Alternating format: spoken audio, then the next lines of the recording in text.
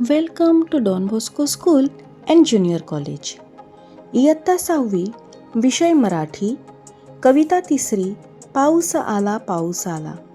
कवितेचे कवी ज्ञानपीठ विजेते विंदा करंदीकर. चला तर बघूया कविता पाऊस आला पाऊस आला. पाऊस आला पाऊस आला, ऐन दुपारी विजा चमकल्या.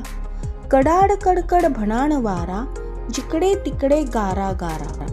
ऐन दुपारी पाऊस अचानक आल्याने आकाशात विजा चमकू लागतात. कडाडणारा भणाणसा वारा सुटू लागतो आणि जिकडे तिकडे गारा पडू लागतात. या पावसाने सगळीकडेच गोंधळ घातला आहे. हा पाऊस आणखीन काय बरं करतो हे बघूया. पाऊस आला, दिवाळीतला खचला किल्ला. भुंकत सुटली सगळी कुत्री, आजोबांनी शिवली छत्री. या पावसाने मुलांनी जो सुंदर असा मातीचा दिवाळीमधला किल्ला तयार केला होता तो ढासळू लागला, खचायला लागला आणि या पावसाच्या आवाजाने आजूबाजूची सगळी कुत्री भुंकायला लागली. तसेच आजोबा मात्र आपली जी ठेवणीतली छत्री बघितली, जी फाटली होती ती त्यांनी शिवायला सुरुवात केली. कारण पाऊस संपला की आपण छत्र्या, रेनकोट सगळं ठेवून देतो.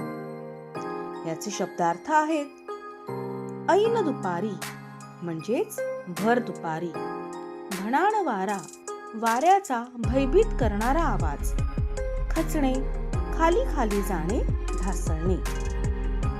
पाऊस आला, उशीर त्यातच हा घोटाळा.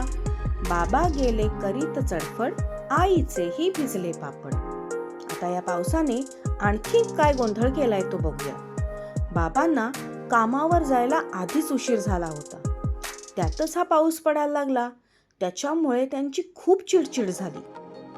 आईने उन्हामुळे पापड वाळत घालायला घातले होते, परंतु ते देखील या पावसामुळे भिजले. पाऊस आला, आम्ही केला एकच किल्ला. हसत म्हणाल्या मॅडम कुट्टी, चला पळा शाळेला सुट्टी. पण या पावसाने तुम्हा मुलांची खूप मात्र मजा झाली. अचानक आलेल्या पावसाने मुलांनी वर्गात गोंधळ घालायला सुरुवात केली आणि अर्थातच या पावसामुळे त्यांच्या मॅडमनी जाहीर केलं की चला आज या पावसामुळे तुम्हाला सुट्टी मिळाली आहे. हे ऐकून मुलांना अर्थातच खूप आनंद झाला. शब्दार्थ: चडफड, राग. गिल्ला करणे, गोंधळ करणे. उशीर, विलंब.